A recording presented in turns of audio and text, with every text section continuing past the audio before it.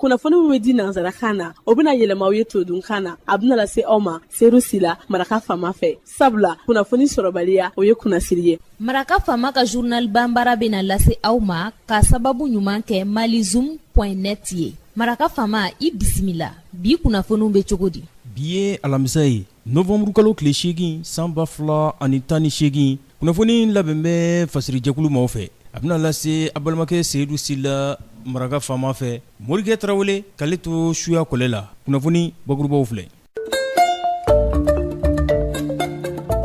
Tile fila baarabila tɛmɛlen kɔ octobre kalo la coordination des comités syndicaux DAF, DRH, CPS ani DFM primature ani minisirisow kɔnɔna na u ko dɔgɔkun nata u bɛna tile saba baarabila waleya. ɲɔgɔnna jɛrɛ ɲɛkɔrɔla na n'a bɛ tako duruna a bɛ o kofɔ sage UEMOA n'ale bɛna kɛ novembre kalo tile 24 dega kunja tile 27 nata palais de la culture la a labɛnbaw u ni dɔnnibaaw ɲininaw ye ɲɔgɔn ye u ye ɲɛfɔli kɛ. kɛnɛrɛ jɛkulu dɔ Kongo jamana kɔnɔ u ye welewele da kunungo k'a fɔ minisiri min ni a ɲɛsin bɛ jamana kɔnɔna o lahalayaw ma n'o ye ministre de l'intérieur ye k'a k'i senbɔ cɛbɔ o dɛmɛli la ɲɛmaya ɲinini na u ka jamana kɔnɔna na. dɔnnibaaw la kumabaw olu ye nin ye minnu bɛna walawala aw ye sisan daani na. aw ni ce maraka faama ka journal banbara lamɛnli la.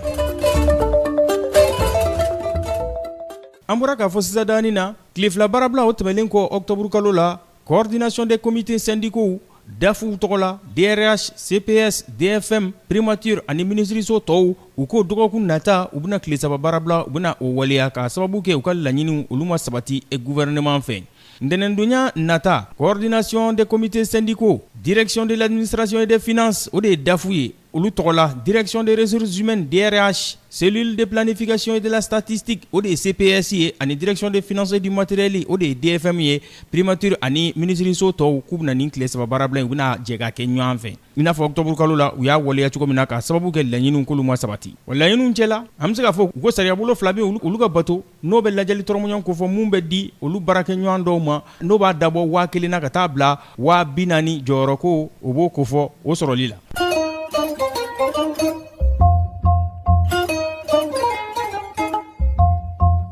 tako duruna o ɲɛkɔrɔla na ni a bɛ ɲɔgɔnna jɛrɛ ko fɔ n'u ko ma ko sage UEMOA n'ale bɛna kɛ novembre kalo tile 24 de ka kuncɛ a tile 27 na palais de la culture Amadou Hampâté b'a la yan a labɛnbaw u ni dɔnnibaaw ɲininaw u ye ɲɔgɔn ye u ye ɲɛfɔli kɛ u ye. a kɛra tarata tɛmɛlen kɛra ɲɔgɔnna jɛrɛ so kɔnɔ conseil du patronat a bɛ o ko fɔ nin ye funakɛniw ka ɲɔgɔnna jɛrɛ kɛnɛ ye UEMOA jamanaw olu ni ɲɔgɔn cɛ n'u ko ma sage UEMOA nin ye hakilina ye funakɛniw ka fara ɲɔgɔn kan kulu olu de farala ɲɔgɔn kan minnu kɛn bɛ ka lɔfɔnini kɛ yɛrɛ ye baara sira fɛ k'a fɔ u ka nin waleya UEMOA jamanaw ni ɲɔgɔn cɛ yaasa fɛn min ye ka dɔn k'a fɔ ɲinifɛnw ye u bɛ sabati cogo min na baara ɲɔgɔnyaw olu ka jidi agence de communication image group event olu de bɛna a ko labɛn wa u bɛna bondenni minnu jɔ mɔgɔw ka to yɛrɛ yira kɛ yen nɔ ko o bondenniw olu bɛ taa 11 fo ka taa se 70 ma n'u k'olu ma ko standu.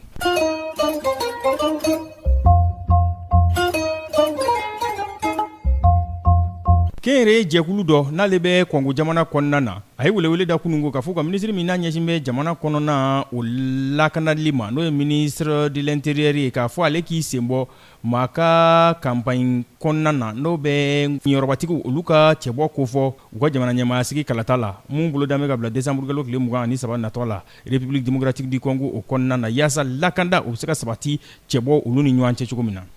maa 47 olu fatura kunungo a kɛra kari fila u ka ɲɔgɔn tu sen fɛ a kɛra siraba kan siraba min n'ale bɛ bɔ faaba kɔnɔ Harare ka taa Uruzape n'ale bɛ jamana kaɲagayan fan fɛ Zimbabwe jamana kɔnɔna na wolomasiri taba polisilakaw olu ye nin kunnafoni dangɛnɛmaya don bɛ n'a dugujɛ kan don bɛ n'a lahalaya bita in an b'a bila yan n'a b'a fɛ ka segin ka maraka faama ka journal banbara k'a lamɛn a bɛ taa malizoom.net ale sanfɛ ale ye cakɛbara bɔlɔlɔ kunnafoni disira ye www.malizoom.net a bɛ maraka faama ka kunnafoni jataraw a b'u bɛɛ lajɛlen laselibaw a n'a ka journal banbaraw a b'a bɛɛ lajɛlen ye mun tora ne o ye k'aw fo ka waleɲuman dɔn a ka kanuya o kurayali la ka ɲɛsin aw lamɛnli ma ni ala m'an ka jɔnya jɔ an na sini an tɛna ɲɔgɔn sɔrɔ yan kunnafoni kuraw k'olu lase aw ma aw ni ce a k'an bɛn. maraka faama ka bi journal banbara lasera aw ma k'a sababu ɲuman kɛ malizoom.net ye.